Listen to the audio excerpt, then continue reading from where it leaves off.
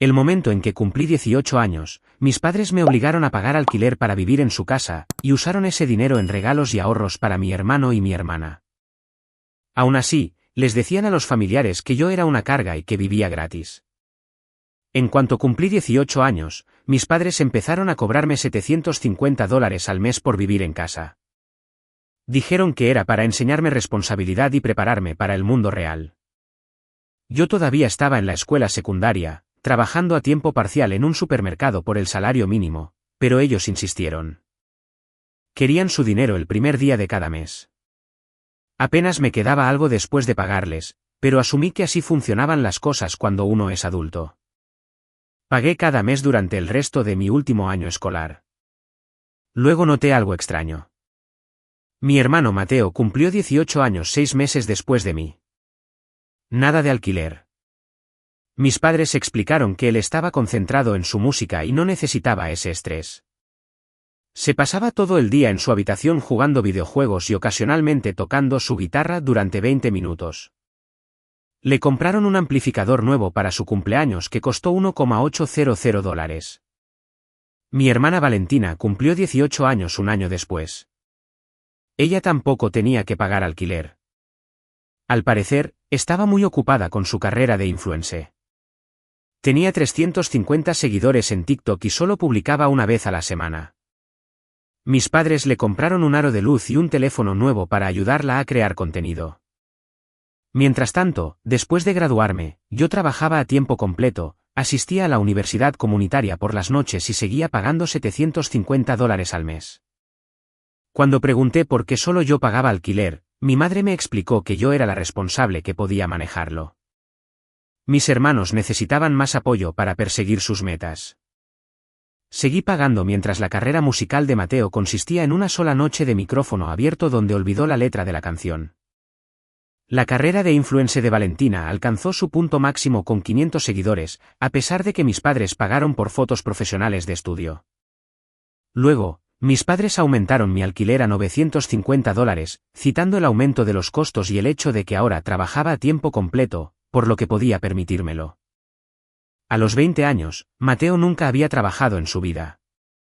Valentina trabajaba un turno a la semana en una tienda de ropa por el descuento de empleada, pero yo pagaba más. El verdadero golpe llegó cuando escuché a mis padres hablar de sus finanzas. Estaban depositando el dinero de mi alquiler directamente en cuentas de ahorro para Mateo y Valentina. Mi alquiler estaba financiando literalmente el futuro de mis hermanos y yo no podía ahorrar ni un centavo. Se referían a eso como sus fondos de educación, a pesar de que ninguno de los dos asistía a la escuela. Mateo abandonó la universidad comunitaria después de un semestre y Valentina nunca se postuló. Yo asistía a clases nocturnas y pagaba mi propia matrícula. Cuando los confronté, afirmaron que Mateo y Valentina no eran tan capaces como yo. Necesitaban más ese colchón financiero. Yo era lo suficientemente inteligente como para salir adelante por mi cuenta. Fue entonces cuando descubrí que mis padres le habían estado diciendo a todo el mundo que yo vivía en casa gratis y que me aprovechaba de ellos. Se hacían pasar por santos por mantener a su hija adulta mientras yo les pagaba $950 al mes. Mi familia extendida pensaba que yo era una perdedora que se aprovechaba de mis padres. En las cenas familiares, mi tía hacía comentarios sobre cómo necesitaba madurar y mantenerme sola. Mis padres nunca la corrigieron, así que decidí seguirles el juego. Fui con ellos y les dije que tenían razón. Necesitaba más responsabilidades. Les pedí que redactaran un contrato de alquiler formal para poder establecer un historial de arrendamiento para mi historial crediticio. Pensaron que esto era una excelente muestra de madurez y redactaron un contrato de aspecto oficial con términos y condiciones. Estaban tan orgullosos de enseñarme sobre contratos que incluso me tomaron una foto firmándolo para presumir de su crianza responsable. Esto es lo que no se dieron cuenta. En nuestro estado, una vez que firmas un contrato de alquiler, adquieres derechos de inquilino. Y ellos acababan de violar cerca de 15 de ellos. Sin previo aviso adecuado de los aumentos de alquiler, sin sistema de recibos de pago, sin acuerdos de mantenimiento y sin documentación de depósito de seguridad. Habían estado entrando a mi habitación sin mi conocimiento. Usar mi baño mientras el de ellos estaba ocupado y tomar comida que yo compré sin permiso eran todas violaciones. Comencé a documentarlo todo. Cada vez que mi madre entraba a mi habitación, tomaba algo prestado sin preguntar. Cada vez que mi padre usaba mi computadora portátil sin permiso. Cada vez que le daban dinero a Mateo o a Valentina, me ordenaban pagar más. Redactaron el contrato para permitir el disfrute pacífico de la propiedad. Era difícil disfrutar cuando Mateo practicaba mal con su guitarra a la medianoche directamente encima de mi habitación. El contrato especificaba el acceso a las áreas comunes. El equipo de fotografía de Valentina siempre estaba esparcido por la sala, dificultando el acceso. Les envié quejas formales por escrito por cada violación. Al principio se rieron, pensando que yo era dramática. Luego dejé de pagar el alquiler. Les dije que lo estaba reteniendo debido a violaciones del contrato no resueltas, como era mi derecho legal como inquilina. Perdieron la cabeza y exigieron el dinero en efectivo. Me ofreció a pagar si resolvían las violaciones. Afirmaron que no tenían que arreglar nada en su propia casa. Bien. Entonces yo no tenía que pagar. Intentaron echarme, pero les mostré el contrato que habían redactado. Tendrían que desalojarme formalmente, lo que podría llevar meses. Tendrían que ir a los tribunales y explicar por qué estaban desalojando a una hija mientras los otros dos permanecían gratis. Tendrían que informar a un juez sobre las cuentas de ahorro financiadas con mi alquiler. Tendrían que admitir que estaban mintiendo a todos acerca de que yo vivía gratis. Los registros judiciales se harían públicos. Todos lo sabrían. Mi madre entró en pánico y se ofreció a reducir mi alquiler de nuevo a $750. Yo respondí con $0, al igual que mis hermanos. El rostro de mi padre se puso rojo brillante y comenzó a gritar que yo estaba siendo irrespetuosa y desagradecida por todo lo que habían hecho por mí. Su voz se hacía más fuerte con cada palabra. Mi madre intervino de inmediato diciendo que me habían dado un techo sobre mi cabeza y que así era como les pagaba, amenazando con emprender acciones legales como si fuera una extraña. Se llevó la mano al pecho como si la hubiera lastimado físicamente. Mi corazón latía con fuerza, pero me mantuve tranquila.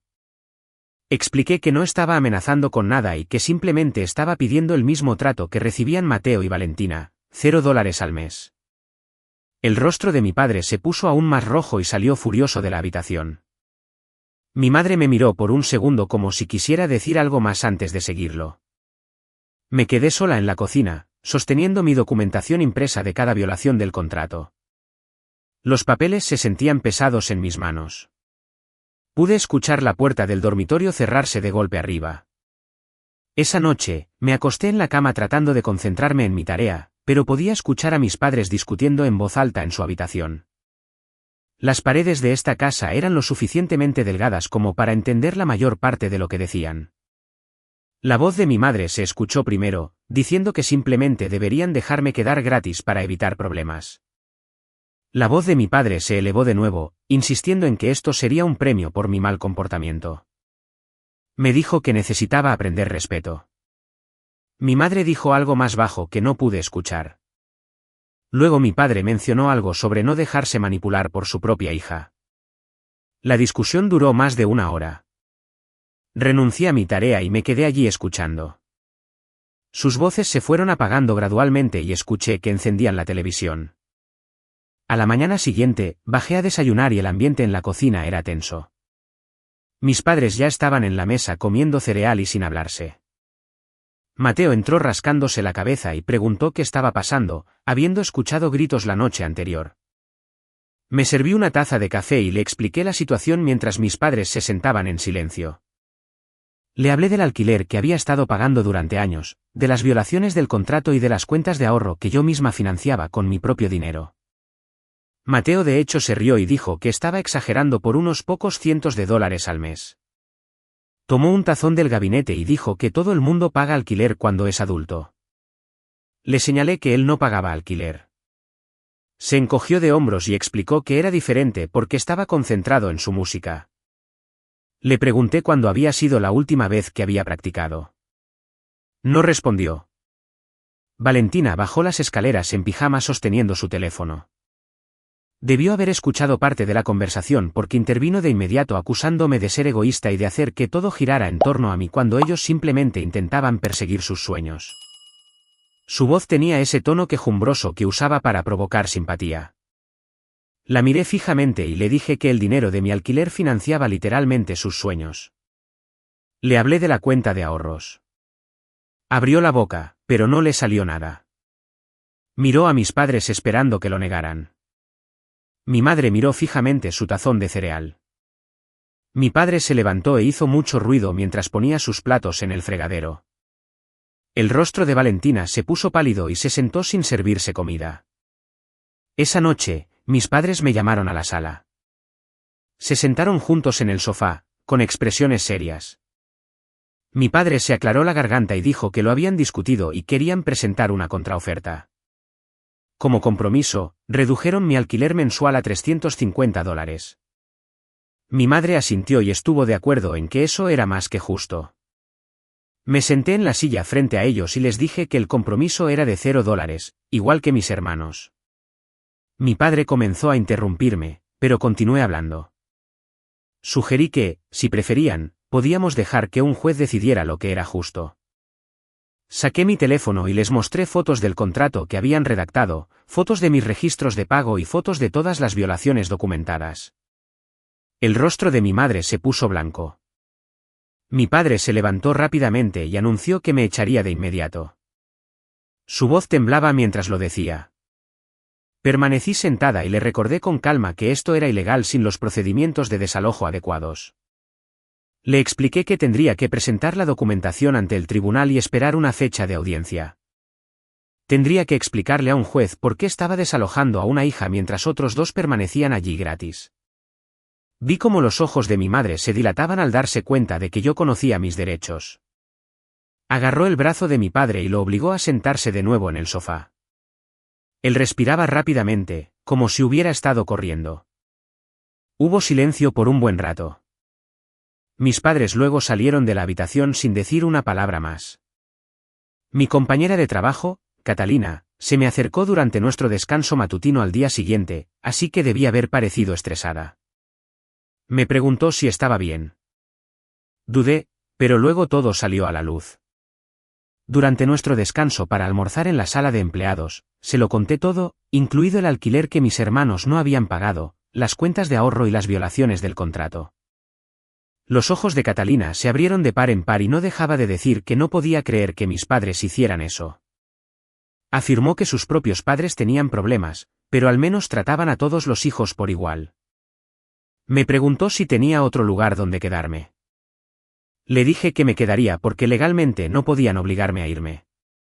Catalina sacó su teléfono y comenzó a enviarle mensajes de texto a alguien. Me dijo que su esposo, Sebastián, trabajaba en administración de propiedades y conocía muy bien los derechos de los inquilinos. Insistió en que hablara con él porque ya había ayudado a otros en situaciones similares. Afirmó que Sebastián había visto a propietarios realizar diversas actividades ilegales y siempre estaba preparado para lidiar con ellos. No estaba segura de incluir a más personas, pero Catalina no aceptó un no por respuesta. Le envió mensajes de texto de ida y vuelta a Sebastián por un minuto antes de decirme que él quería reunirse conmigo. Dijo que él podía revisar mi contrato y mis documentos. Acepté porque a estas alturas necesitaba toda la ayuda posible. Ese fin de semana me reuní con Sebastián en una cafetería cerca de mi lugar de trabajo. Era un hombre alto de unos 40 años, con gafas y una sonrisa amistosa. Catalina ya le había mostrado algunos detalles, así que conocía lo básico. Traje mi carpeta con el contrato y todos mis documentos. Sebastián colocó todo sobre la mesa entre nuestras tazas de café y comenzó a leerlo con atención. Se tomó su tiempo escribiendo notas en un bloc de papel. Después de unos 20 minutos, levantó la vista y dijo: «Tus padres violaron múltiples derechos de inquilino». Señaló secciones específicas del contrato que ellos habían redactado y me explicó cada violación. No hubo un aviso adecuado para el aumento de alquiler de $750 a $950. No había un sistema de recibos para mis pagos. A pesar de que el contrato lo mencionaba, no había documentación para el depósito de seguridad. Revisó mis fotos de las veces que habían entrado a mi habitación sin mi conocimiento. Sebastián confirmó que yo tenía un caso legal sólido si esto llegaba a los tribunales. Afirmó que la mayoría de los jueces desaprobaban que los padres explotaran financieramente a sus hijos adultos. Explicó que el contrato que mis padres escribieron me brindaba más protecciones de las que ellos creían. Afirmó que yo estaba haciendo lo correcto al documentarlo todo y mantenerme firme. Escribió el nombre de una abogada de derechos de inquilinos que conocía y que ocasionalmente ofrecía consultas gratuitas. Me aconsejó que me pusiera en contacto con esta abogada si mis padres persistían en sus demandas. Sentí alivio al tener a alguien que confirmara que yo no estaba loca por luchar contra esto. Sebastián afirmó que estaría dispuesto a testificar como testigo experto si la situación lo requería. Nos tomó otra hora discutir mis opciones y él respondió a todas mis preguntas. Me fui de la cafetería sintiéndome más segura de lo que me había sentido en días. Sebastián anotó el nombre y el número de teléfono de la abogada en una servilleta. Afirmó que ella trabajaba con jóvenes que lidiaban con problemas de propietarios familiares y que ocasionalmente aceptaba casos de forma gratuita cuando creía que alguien estaba siendo aprovechado. Le di las gracias y guardé la servilleta en mi billetera. Cuando llegué a casa esa noche, fui directo a mi habitación y saqué la servilleta. Me quedé mirando el número de teléfono por un momento antes de llamar. Me contestó una recepcionista y le expliqué mi situación lo más brevemente posible. Me puso en espera por un par de minutos. Cuando regresó, mencionó que Cristina tenía un espacio disponible para el jueves por la tarde si yo podía asistir. Acepté de inmediato, a pesar de que eso significaba salir temprano del trabajo. Los días siguientes pasaron lentamente. Llevaba mi carpeta de documentación en mi mochila a donde quiera que iba. Mis padres intentaron hablar conmigo varias veces, pero mantuve las conversaciones cortas. Mi madre me preguntó si podíamos sentarnos a hablar como adultas. Le dije que podríamos discutirlo después de hablar con mi abogada. Su rostro se puso pálido cuando dije esa palabra. El martes por la noche, estaba en mi habitación estudiando cuando escuché que llamaban a la puerta. Antes de que pudiera responder, mi madre abrió la puerta. Tenía lágrimas corriendo por sus mejillas. Se sentó en el borde de mi cama sin preguntar y comenzó a llorar más. Afirmó que yo estaba destrozando a la familia por dinero. Me preguntó por qué no podía simplemente ser la responsable, como siempre lo había sido. Afirmó que Mateo y Valentina me admiraban y que ahora estaba dando un mal ejemplo al involucrar a abogados. Cerré mi libro de texto y la miré. Le pregunté directamente por qué ser responsable requería que me trataran peor que a mis hermanos. Se secó los ojos y afirmó que no era su intención tratarme peor. Dijo que Mateo y Valentina simplemente necesitaban más ayuda que yo. Le pregunté por qué necesitaban ayuda adicional. No pudo darme una respuesta honesta. Solo seguía diciendo que necesitaban ayuda para encontrar su camino. Señalé que yo también estaba descubriendo mi camino, pero tenía que pagarlo yo misma y además darles dinero a ellos cada mes. Se levantó y afirmó que yo estaba siendo difícil a propósito. Salió de mi habitación y pude escucharla llorar en el pasillo. El jueves salí del trabajo a las 2 de la tarde para llegar a mi cita de las 3. La oficina de Cristina Nevares estaba ubicada en un pequeño edificio en el centro de la ciudad. La sala de espera tenía sillas que no combinaban y revistas del año pasado. La recepcionista sonrió y me dijo que Cristina estaría lista en unos minutos. Me senté con mi carpeta en el regazo. Una mujer salió de la oficina trasera. Probablemente tenía unos 40 años, con el cabello oscuro recogido y gafas. Caminó directamente hacia mí y me tendió la mano. Cristina Nevares. Me ofreció un apretón de manos firme y me miró directamente a los ojos. Me llevó a su oficina, que tenía un gran escritorio cubierto de carpetas y papeles. Despejó un espacio y me dijo que me sentara.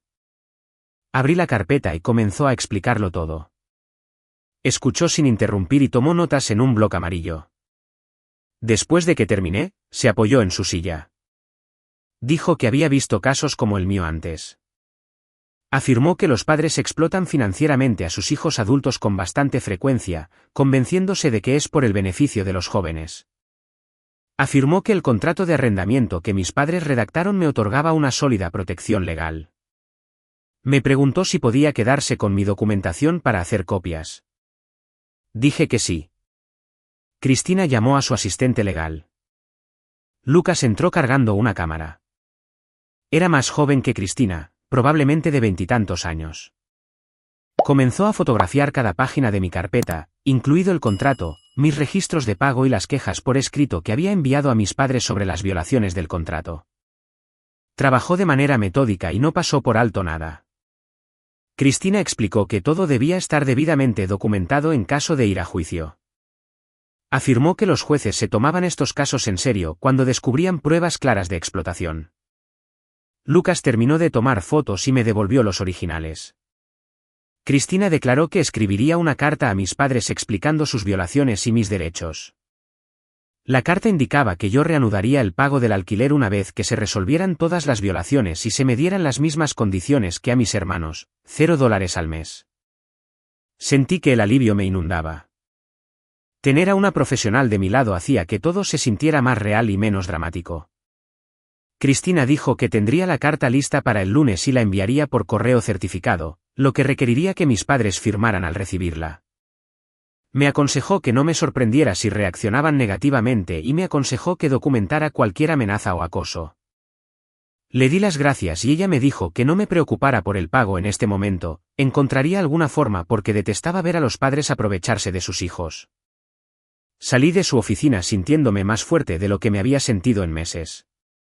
La carta llegó a casa de mis padres el miércoles. Yo estaba en el trabajo cuando sonó mi teléfono. Era mi padre, dejé que se fuera al buzón de voz. Llamó 3 veces más. Luego llamó mi madre. No respondí.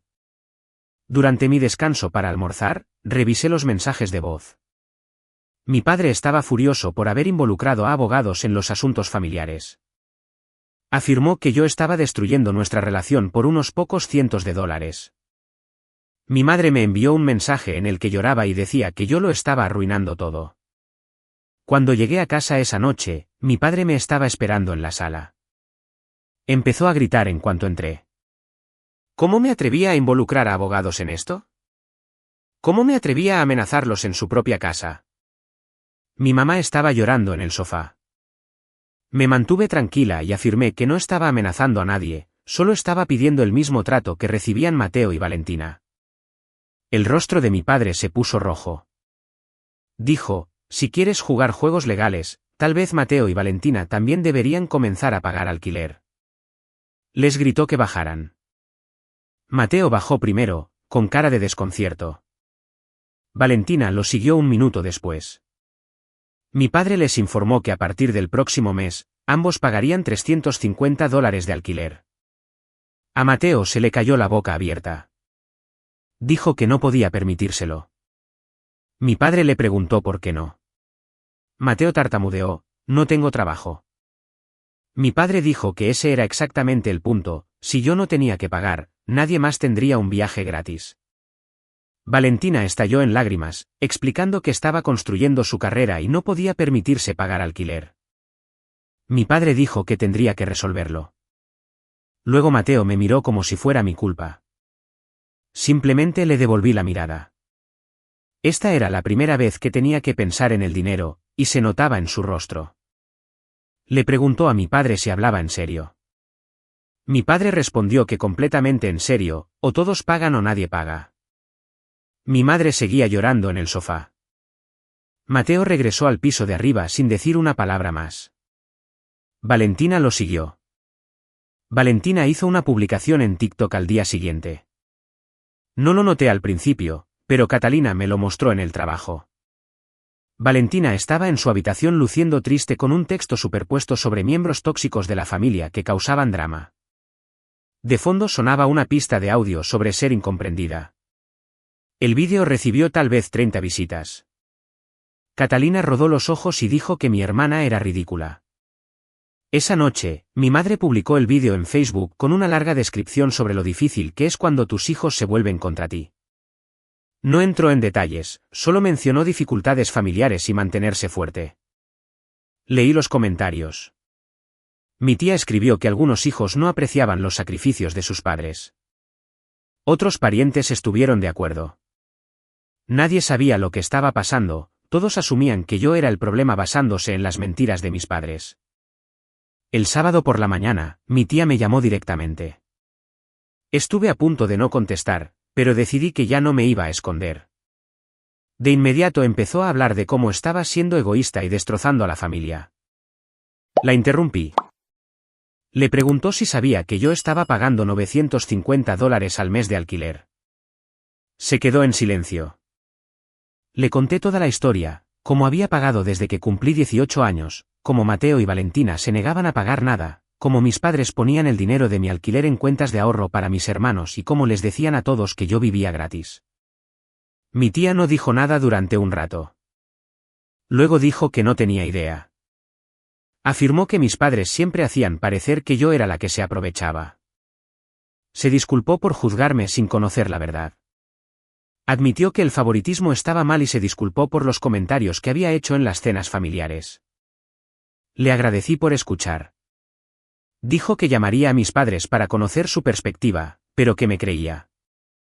Después de colgar, sentí como si alguien en mi familia finalmente hubiera entendido por lo que estaba pasando. En menos de una hora, mi teléfono comenzó a iluminarse con mensajes de texto de parientes con los que apenas hablaba.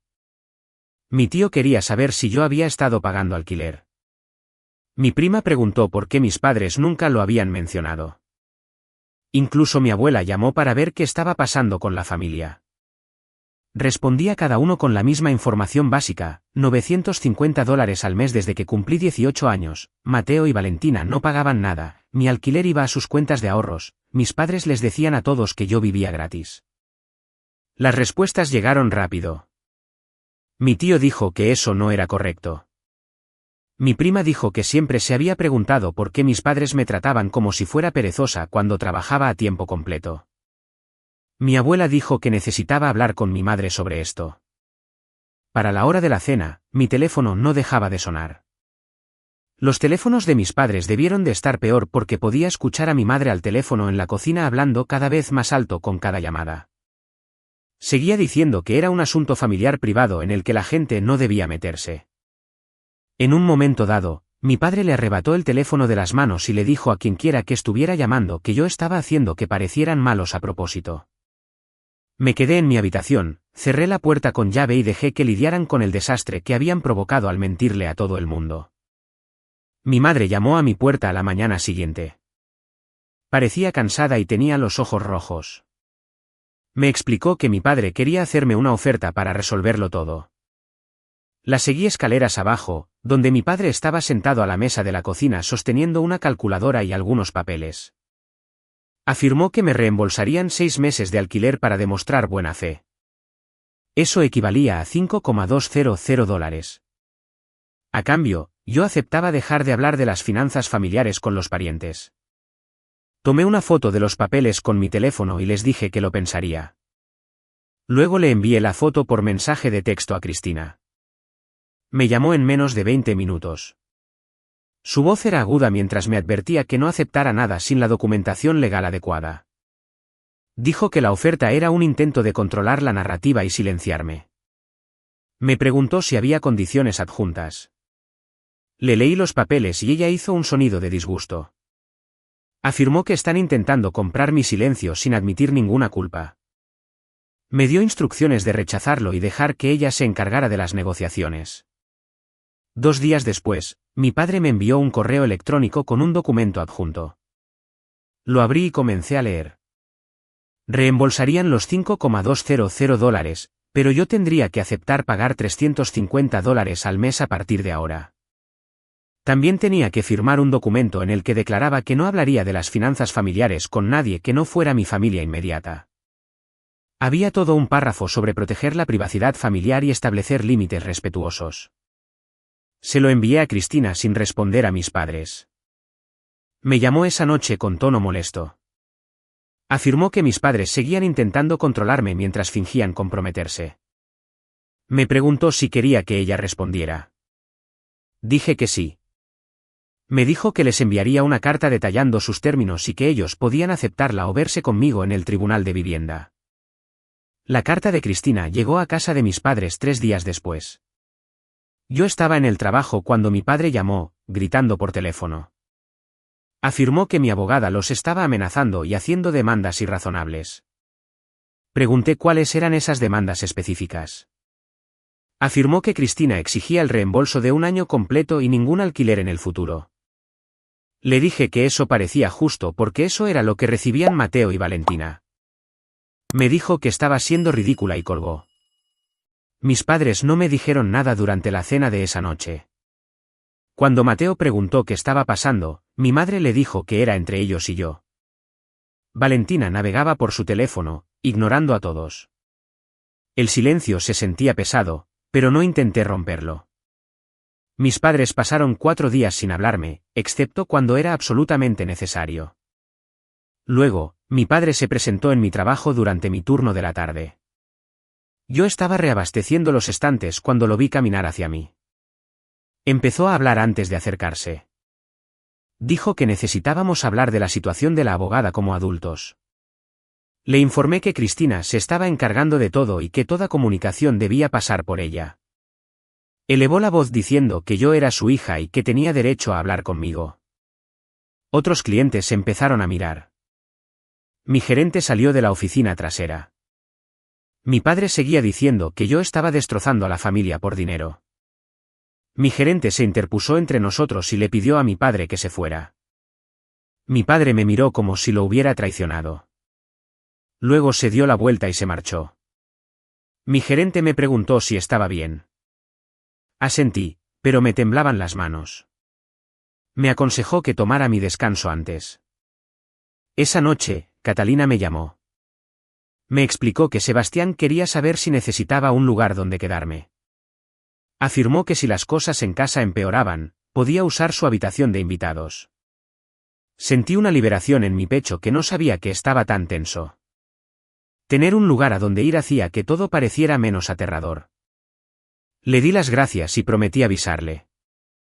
Afirmó que la oferta seguía en pie en cualquier momento. Después de colgar, me senté en mi cama y miré a mi alrededor. Saber que podía irme si lo necesitaba hacía que quedarme pareciera una opción y no una trampa. Cristina fijó un plazo de 1 semana a partir de su carta. Al 5.º día, mi madre entró en mi habitación. Dijo que consultarían con su propio abogado.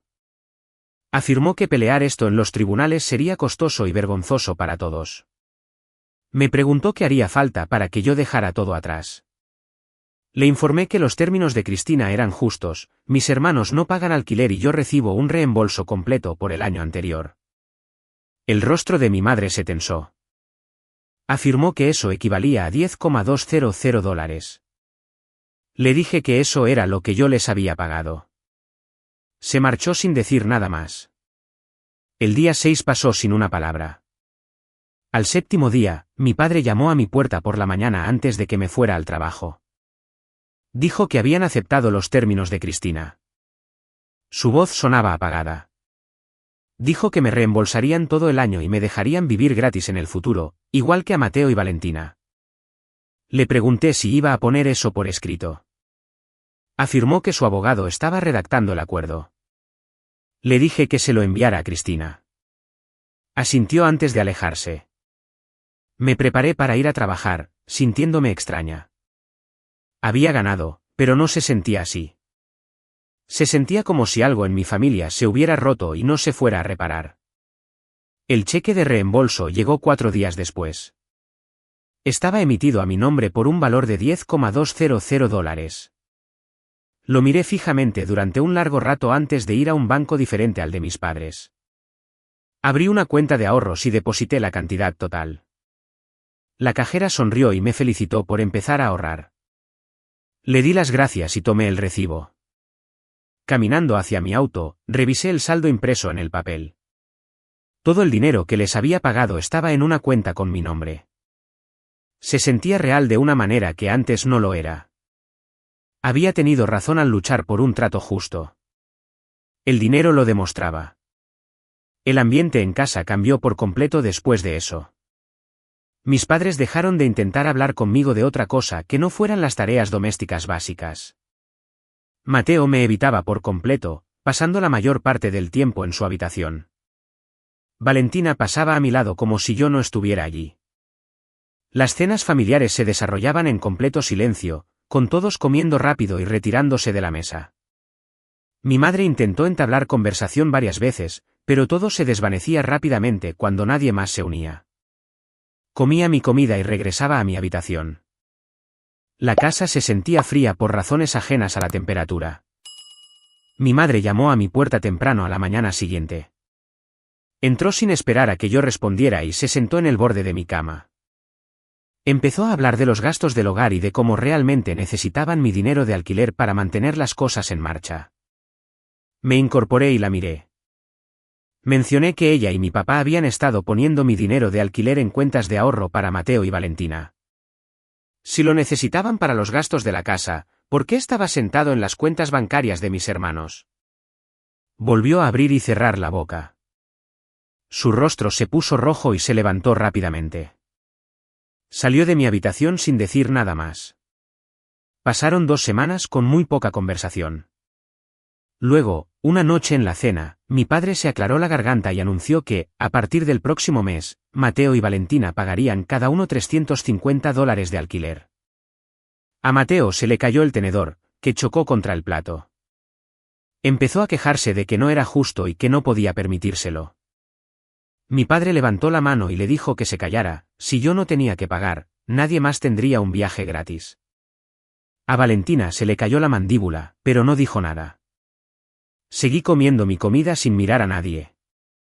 Mateo empujó su silla hacia atrás y subió furioso a su habitación. Valentina lo siguió un minuto después.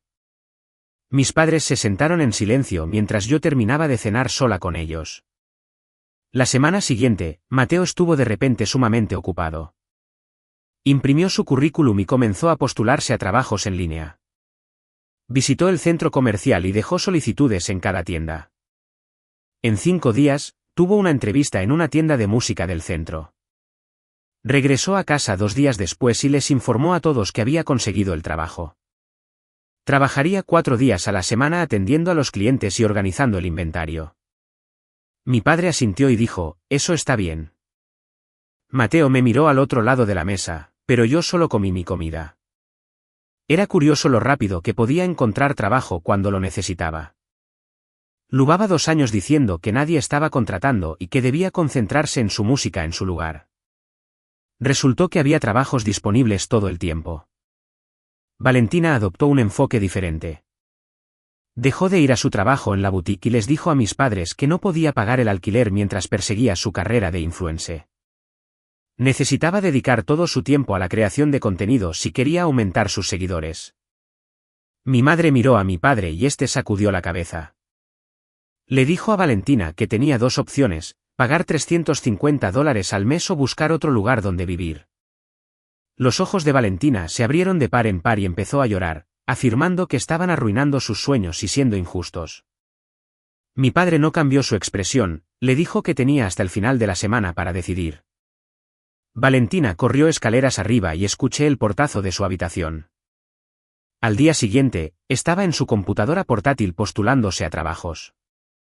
Fue contratada en una cafetería cerca del centro comercial en un plazo de 5 días. Vivir en casa se sentía mal. Aunque no pagaba alquiler, el ambiente era pesado y nadie se miraba durante las comidas. Empecé a considerar la posibilidad de buscar mi propio lugar. Le envié un mensaje de texto a Sebastián y le pregunté si podía ayudarme a calcular lo que podía permitirme y qué debía buscar en un contrato de alquiler. Me respondió de inmediato invitándome a pasar por su oficina ese fin de semana. El sábado por la mañana conduje hasta su lugar de trabajo, una empresa de administración de propiedades. Tenía un gran escritorio lleno de carpetas y una computadora con 2 monitores. Me acercó una silla y hablamos de mis finanzas durante aproximadamente 1 hora. Me mostró cómo calcular qué porcentaje de mis ingresos debía destinarse al alquiler. Hablamos de depósitos de seguridad y costos de servicios públicos. Buscó listados de apartamentos en mi área y me explicó que debía buscar en las condiciones de arrendamiento. Al final, tenía una lista de 5 lugares para investigar y sentía que sabía lo que estaba haciendo. Ana se me acercó después de mi clase en la universidad comunitaria esa semana. Ella impartía mi curso de fundamentos de negocios y siempre era amable conmigo. Mencionó que mis tareas estaban mejorando y que parecía estar más concentrada en clase. Me preguntó si todo estaba bien. Le conté sobre la situación de la vivienda con mis padres y cómo resolverla me había dado espacio mental. Asintió y explicó que el estrés lo afecta todo, incluido el trabajo escolar. Me dijo que estaba orgullosa de cómo manejé la situación y que lo estaba haciendo bien en su clase. Fue agradable que alguien notara los cambios positivos. Le di las gracias y fui a mi siguiente clase sintiéndome mejor de lo que me había sentido en semanas. Pasé las siguientes 2 semanas buscando apartamentos. La mayoría de ellos eran demasiado caros o estaban en vecindarios poco seguros. Entonces descubrí un pequeño estudio en el 3er piso de un edificio antiguo. Tenía una cocina y un baño pequeños, pero la habitación principal era bastante espaciosa. El arrendatario me mostró el lugar y me explicó que el alquiler era de $900 al mes, lo que incluía todos los servicios públicos. Hice los cálculos en mi cabeza, esto era menos de los $950 que mis padres me cobraban. Pagaría menos por vivir sola de lo que pagaba en su casa. La ironía no pasó desapercibida para mí. Completé la solicitud ese día y fui aprobada 5 días después. El rostro de mi madre cambió cuando le dije que me mudaba. Expresó una tristeza genuina y me preguntó si podíamos enmendar nuestra relación. Le dije con honestidad que necesitaba tiempo para decidir si los quería en mi vida después de cómo me habían tratado. Empezó a llorar y mi padre la rodeó con el brazo. No dijo nada, pero tenía la mandíbula apretada. Fui arriba y comencé a empacar mis pertenencias. Tenía un mes antes de que comenzara mi contrato de arrendamiento, pero quería estar preparada. La semana antes de mudarme, Mateo tocó a mi puerta. Me preguntó si podía ayudarme a trasladar mis cosas al nuevo apartamento. Me sorprendió, pero acepté. El día de la mudanza, Mateo llegó con su coche. Cargamos cajas y muebles, haciendo 3 viajes de ida y vuelta. En el último viaje, me dijo que no tenía idea de lo injustas que habían sido las cosas hasta que tuvo que conseguir un trabajo por sí mismo. Se disculpó por haberse reído de mí cuando planteé por primera vez la situación del alquiler. Admitió haber vivido en una burbuja y que nuestros padres le habían permitido quedarse allí. Le dije que apreciaba su disculpa. Llevamos la última caja a mi apartamento y me ayudó a organizar los muebles. Antes de irse, me abrazó y expresó su deseo de que nos mantuviéramos cercanos. Valentina no se disculpó, pero dejó de hacer quejas vagas sobre mí en las redes sociales. Catalina me mostró que Valentina había borrado todas sus publicaciones sobre dramas familiares y hermanos tóxicos. Valentina recibió su primer cheque de pago real de la cafetería una semana después de que me mudé. Publicó una foto del mismo con la descripción, trabajo honesto y ganarse el propio camino. Ahora trabajaba 4 días a la semana y parecía estar menos preocupada por hacerse famosa en Internet. Valentina había comenzado a hablar de la posibilidad de asistir a la universidad comunitaria el próximo semestre. Según mi madre, la realidad había golpeado a mis 2 hermanos y lo estaban manejando de manera diferente, pero lo estaban afrontando. Mudarme a mi estudio se sintió diferente desde el principio. Elegí un pequeño sofá de segunda mano de tela azul oscuro y lo coloqué contra la pared cerca de la ventana. La cocina tenía el espacio justo para una pequeña mesa y 2 sillas, y compré vajilla real en lugar de platos de papel, como había hecho en casa de mis padres para evitar discusiones sobre quién los lavaría. Colgué algunos carteles que había tenido guardados en mi armario durante años porque Valentina siempre decía que eran feos y mi madre los quitaba. Ahora estaban en mis paredes y nadie podía decir nada. Cocinaba comidas reales para mí misma y las comía cuando quería sin que Mateo apareciera para robarme la mitad de mi comida o que mi padre se sirviera de las sobras que yo había estado guardando. Mis pertenencias permanecían exactamente donde las ponía. Mi champú se quedaba en mi ducha. Mis bocadillos se quedaban en mi alacena. Nadie tomaba prestada mi computadora portátil, mi toalla o el cargador de mi teléfono. El nivel de libertad superó mis expectativas. Una semana después de mudarme, Cristina llamó para informarme que estaba cerrando mi expediente de caso. Afirmó que nunca me cobró por ninguno de sus trabajos porque los padres que explotan financieramente a sus hijos le daban mucha rabia y estaba feliz de ayudarme a defenderme. Intenté ofrecerle algo, pero se negó y me dijo que usara el dinero para mi futuro en su lugar. Le di las gracias unas 5 veces antes de colgar, prometiéndole enviarle una tarjeta. Catalina y yo empezamos a salir los fines de semana después de que ella me ayudara a superar lo peor del conflicto con mis padres. Íbamos a tomar café, a caminar por el centro comercial o simplemente a ver películas en su casa con Sebastián. Tener una amiga genuina que conocía toda la historia y aún así me apoyaba significaba más de lo que podía expresar.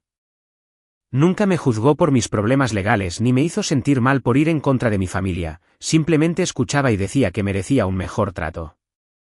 Después de 3 meses en mi nuevo apartamento, había establecido una rutina que se sentía estable por primera vez en muchos años. Trabajaba mis turnos, iba a clase, volvía a mi propio espacio y ahorraba dinero todos los meses porque ya no tenía que pagar alquiler. Mi teléfono sonó con un mensaje de texto de mi madre preguntando si podíamos encontrarnos para tomar un café y hablar.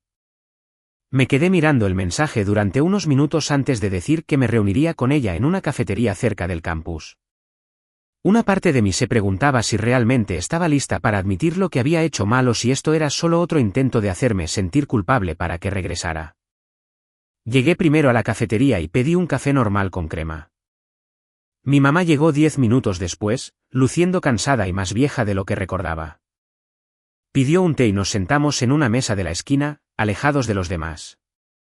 Empezó a hablar de inmediato y expresó su sincero arrepentimiento por el favoritismo y la explotación financiera. Explicó que se había convencido a sí misma de que yo era más fuerte y más capaz que Mateo y Valentina, por lo que era aceptable tratarme de manera diferente y esperar más de mí. Pero ahora se daba cuenta de lo equivocado que estaba eso y de cuánto daño había causado. Admitió haber usado mi supuesta fortaleza como excusa para aprovecharse de mí mientras sobreprotegía a mis hermanos. Escucharla decir las palabras en voz alta hizo que algo tenso en mi pecho se aflojara un poco. Le dije que apreciaba su disculpa, pero que reconstruir la confianza llevaría tiempo. Ella asintió, afirmando que entendía y esperaría el tiempo que yo necesitara. 2 días después de reunirme con mi madre, mi padre me envió un correo electrónico. Era más corto y menos personal que la disculpa de mi madre, pero admitió que se había equivocado al cobrarme alquiler mientras permitía que Mateo y Valentina vivieran gratis. Se disculpó por no haberme tratado con justicia y expresó su esperanza de que pudiéramos mejorar nuestra relación en el futuro. El correo electrónico se sentía rígido y torpe, como si hubiera luchado con cada palabra, pero aprecié que al menos hubiera intentado admitir su error. Respondí brevemente, agradeciéndole su disculpa. Durante los meses siguientes, comencé a reunirme con mis padres para cenar en restaurantes cada 2 semanas. Manteníamos las cosas neutrales y hablábamos de temas cotidianos como el trabajo, la escuela y el clima. Estaban aprendiendo a tratarme como una adulta independiente en lugar de como una fuente de ingresos o un problema a resolver. Mi madre dejó de intentar darme consejos sobre cada decisión que tomaba y mi padre dejó de actuar como si yo le debiera algo por haberme criado. La dinámica había cambiado y se sentía más equilibrada. Mateo y yo nos volvimos más cercanos después de que me mudé. Empezó a enviarme mensajes de texto con más frecuencia y de vez en cuando almorzábamos juntos después de sus turnos en la tienda de música. Me dijo que después de tener que empezar a trabajar y pagar su propio camino, se dio cuenta de lo injustas que habían sido las cosas. Se disculpó por haberse reído de mí cuando me quejé por primera vez de la situación del alquiler y admitió haber vivido en una burbuja creada por nuestros padres. Seguía trabajando en la tienda de música y parecía disfrutar de tener estructura y un propósito en su vida, en lugar de quedarse sentado jugando videojuegos todo el día. Incluso empezó a tomarse en serio las lecciones de guitarra y a practicar con regularidad. 1 año después de mudarme a mi estudio, me estaba desempeñando mejor que nunca. Mis calificaciones en la universidad comunitaria eran buenas, así que empecé a buscar universidades de 4 años a las que transferirme. El dinero que había ahorrado del reembolso del alquiler, combinado con no pagar alquiler durante mis últimos meses en casa, había sentado una base financiera sólida. Tenía casi $8,000 en mi cuenta de ahorros y un plan sólido para el futuro. Mi relación con mi familia era mejor ahora porque estaba basada en el respeto mutuo en lugar de la obligación y la explotación. Defenderme había sido difícil y aterrador, pero les enseñó a todos en mi familia que el trato justo no era algo con lo que pudieran negociar. Yo era digna de la misma consideración que todos los demás y nunca aceptaría nada menos.